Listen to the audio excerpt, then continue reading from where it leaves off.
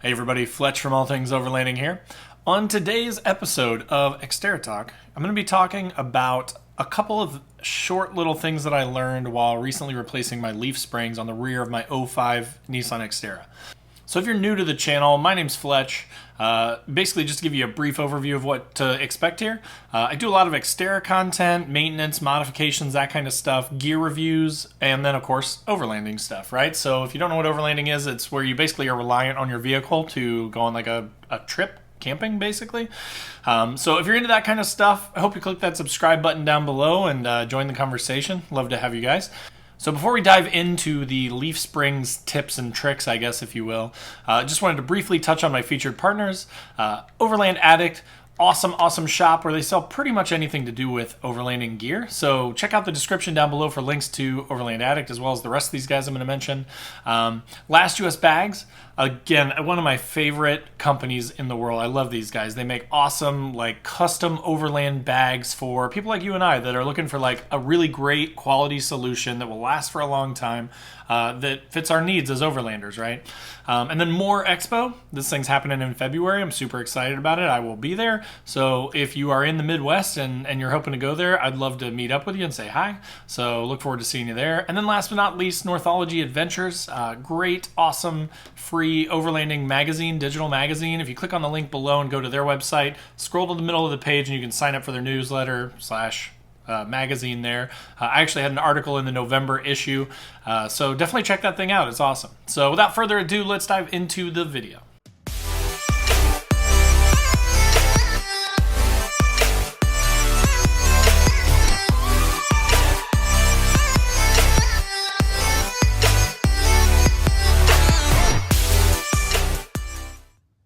Alright guys, so I am working to replace my rear leaf packs right now on my '05 2nd gen Xterra.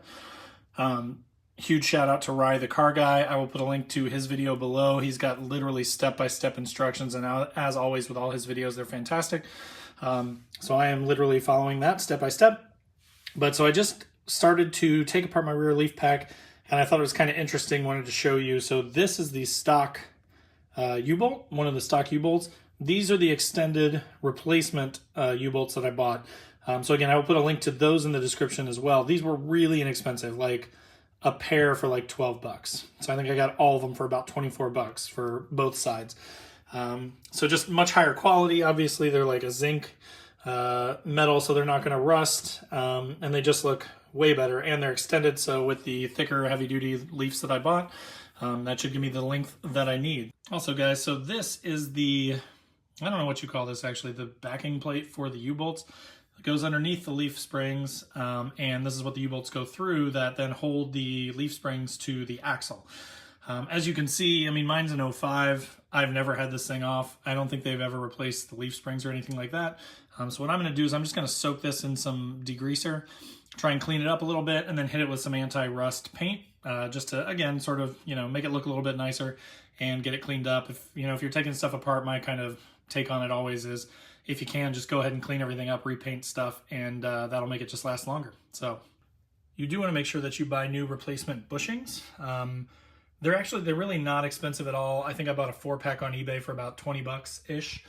I couldn't really find anything on Amazon, so I just went to eBay and found some there. They look okay, so we'll see how they do. Another little recommendation, if you've worked on cars a lot, you already know this, but if not, definitely you can see this stuff looks wet. It's because I've soaked it with PB Blast about a day or two ago. So sometimes if you've got the time, hit it 2 or 3 times a day or two out and just kind of let it soak into those bolts and penetrate in there so that it'll be easier to remove the bolts. All right, guys, so as you can see, the leaves are separated from the axle. One note, so I undid one side, I undid the driver's side, and then I undid the passenger side afterwards. I have the diff held up with my jack. When I did undo the second side, there was some movement. It kind of scared me a little bit. It's up on the lift, so again, it's stable, there's nothing with the truck, but the axle did kind of like, it did sort of like go up and down because the other side was already loose, and then when this side came loose, it moved and it sort of twerked up and down, if you will, on the jack in the middle there. So just FYI, Be very, very careful when you're taking this thing down. Again, watch Ride the Car Guy's video of it. Now I'm moving on to the front. From his video, the outside bolt is a 19 and the inside is a 22. I do not have a 22 millimeter wrench, but 7/8 is basically the same thing. So I'm gonna use that 7/8 wrench on the inside to keep that nut from spinning. And then I'm gonna use my electric impact with a 19 on the outside to shake this thing loose. And then all I gotta do is the rear, and then repeat for the other side, and then we're gonna be putting the new leaves on. So pretty exciting. One last tip when doing this that came from Ride the Car Guy's video. Always, when you remove this, pull the nut off the inside back there, but then leave the bolt in. Like, there's no need to drop the end of the leaf down. And then when you do the other end, you can do the same thing, and then you can just take it all out at the same time in a controlled manner. All right, guys, so the front, as you can see, well, maybe with the shadows here, the nut has been removed from the inside. It's just sitting there on the bolt. Also, these flashlights, I love these things. I'll put a link to these down below. They're magnetic, which is pretty sweet. So like wherever you need the light to be, you can put it. They're adjustable. They've got different modes and settings. They're USB rechargeable, which is really nice. And they come in a 2-pack. So like I've got 2 of them. If one dies, then I've got another one. So just in case that helps you, I'll throw a link in the description to those. But yeah, now we're moving on to the rears. We're gonna do the same thing as the fronts. All right, so in the rear, I'm gonna take a little bit different approach than what Ride the Car Guy did. What he did in his video was he actually removed I believe it was the inside bolts or nuts, I guess, on the shackle. And then he pried the whole shackle out and dropped the whole thing down. What I'm gonna do is, these are 19s on the bottom here of the shackle. I'm just gonna take those out and then just drop the leaf spring itself. And then my plan is to take the new leaf spring, put the bolt back through it, put the nut on it. Same with the front, throw the bolt through with the nut on it. And then from there, I'll just have to jack it up to get it aligned with the axle and then put the new extended U-bolts on and I should be good. So anyways, we'll see how this works. There could be a reason that he did that and I am just an idiot. Very possible. All right, guys, so that seemed to work perfectly. So the leaf is down. So now all I have to do is throw the new leaf in there. It was actually a piece of cake. Throw the new leaf in here. Do the other side and then get the U-bolts on and I should be done. I'm not doing anything with my shocks because I replaced my OEM shocks were, rusted out, like completely shot. And I replaced those 2 years ago with these 50,000 mile Bilsteins off of an off-road trim. I made the comment they were lightly used and somebody kind of called me out on that. But I will say, again, I've had them on for a couple of years now, probably 20,000 miles, and they had 50 on them before, and man, these things are so much better than the stock OEM ones on an SE. Another fun little modification that I'm doing here is, I don't think a lot of other folks are decladded in the back, but I am, for a number of reasons. There was a time where I got hit in a parking lot, and it got dented up a little bit, and I never replaced it because who cares, it's plastic, right? And then also, once I took it off to try and repair it or try and find a replacement, I noticed that there was a good amount of rust underneath of the plastic cladding. So I decided at that point, again, this truck's 16 years old. I mainly just use it for off-roading / overlanding. So I actually decided at that point just to declad it and take the plastic off so that I could hit it. This was originally white, as you can probably see here, just body color. I actually taped everything off, and it's been a couple of years now, so it's starting to chip. So one of the jobs I'm going to do right now is I'm going to hit this with rust reformer paint to try and kind of fix that up a little bit and make it look a little bit nicer. So I've got to tape all this off again. But one thing is, back here, I've tapped this a couple of times. So you can see down there's the piece that I cut off. There's just kind of like a little thin piece of metal. It's really floppy and kind of crappy. That kind of hangs down in the back. So on both sides, I am just going to trim that up a little bit. And then that way, when I do my rust reformer paint, that will protect that as well. So yeah, that's that. All right, guys. So driver's side is on. Actually, both sides are on. The new leaf springs are. I just need to line up the other side. I actually had to use my floor jack to kind of push the leaf pack up to get the guide hole, the pin, to go into the support there on the axle.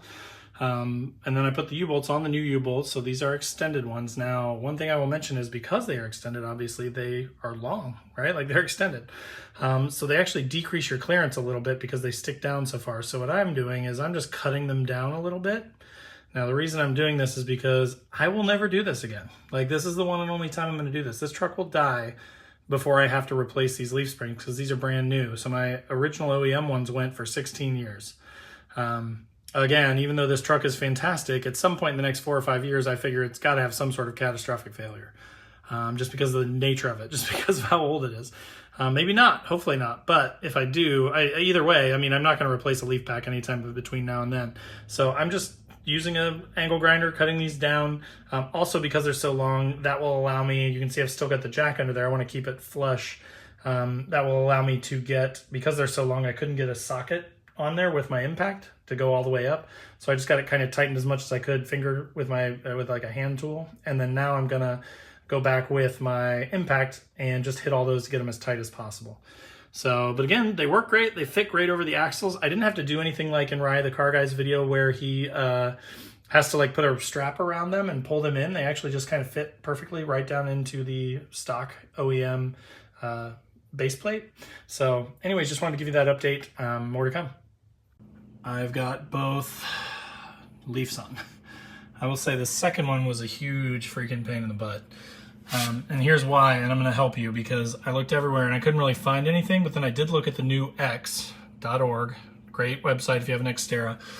But I looked there and I found a write-up where someone mentioned how to overcome the problem I ran into. So on the second side, I did the driver's side first, no real problems, got the pin lined up, a little bit of maneuvering of the axle, but it was easy, right? The second time though, over here, I mean, this pin was like right here, like it was like at the end. It was like almost an inch, inch and a half, 2 inches off from the guide pin that it needed to be sitting on. And I was like, holy crap, there's no way that I can maneuver this axle like that to get it to seat right? So what I ended up doing was, again, I read on the new X, somebody else had installed the general springs. I will find a link to that and I'll share that below as well, just in case it's helpful. But what I did was I took a ratchet strap, wrapped it a couple times around the axle, and then also wrapped it back here around the shackle. So I actually put the hook through the middle of the shackle here and connected it to the other hook. And then my ratcheting strap was hanging right here so I could, you know, maneuver it and ratchet it. But so with the ratcheting strap, I was able to just slowly, ever so slowly, kind of pull this thing back until I got it to line up with the pin. So again, I was having a heck of a time. I was like, oh my God, I'm not gonna be able to get this thing right. So huge thanks to the person that wrote up that walkthrough. And again, wanted to share it with you guys here to hopefully save you guys the same headaches. But so that's pretty much it. I'm gonna get everything buttoned up. I'm gonna get these extended U-bolts cut down, and then we're gonna be good to go. Okay, so that was it. Again, there are a lot of great resources out there. Rye the Car Guy is one that comes to mind right away as an Xterra person, particularly in the area of maintenance and things like that, which is great. So thank you to him for, you know, continuing to put out that great content that the rest of us benefit from. As I mentioned, you know, his truck is a little bit newer than mine. He's in Florida, so he didn't experience some of the issues that I did. So that's kind of why I wanted to put together this video, just to kind of show you guys, like, I had to do a lot of searching. I ended up on the new X and I found a really great article, which I will also link to down below. But I wanted to make sort of a video representation of that to show you guys, make it a little bit easier for you to see kind of exactly how that worked for me, as far as lining up the guide pin and stuff on the leaf springs. But otherwise, I mean, it was a really nice, easy install. Again, I had replaced my shocks a couple years ago, so I didn't have to mess with that on this install. And so it was really, I mean, that's the reason why I bought a full leaf pack, was I didn't want to do an add-a-leaf. I didn't want to take it all apart and put it all back together. I just didn't want to deal with that. And I actually found a used heavy-duty spring pack, General Springs spring pack, from a guy in Ohio, and drove a couple hours and met up with the guy and brought him back and saved a couple $100. So thanks to him as well for selling those to me. That was great. But yeah, I'm super impressed with them so far. I've actually driven around the truck a few days now, and they ride so much better. And I wish I'd had them when I was in the Upper Peninsula of Michigan, because I was bottoming out on every single trail, and these things are just a lot stiffer. They feel a lot better, and I think that I will have remedied that bottoming out issue. So they also, you know, seem to droop a little bit farther. so probably they're a little bit longer than the stock ones were. So anyways, thanks again for watching. If you have not already, make sure to click that subscribe button down below. Again, great content coming, specifically Xterra type stuff all the time. Also, in the description below are links to Facebook, Instagram, my podcast. So I do a podcast as well. So, you know, I'm kind of everywhere. So wherever you guys like to be, wherever you like to hang out, I'd love to have you as, you know, part of the family, part of the group over there, and join the conversation. Also, not to toot my own horn too much, but there is a link to the store down below. I do have some really nice 3D PVC patches and also some stickers. So if you guys are into that kind of stuff, if you're an Overlander, you probably are into that stuff, because we all are.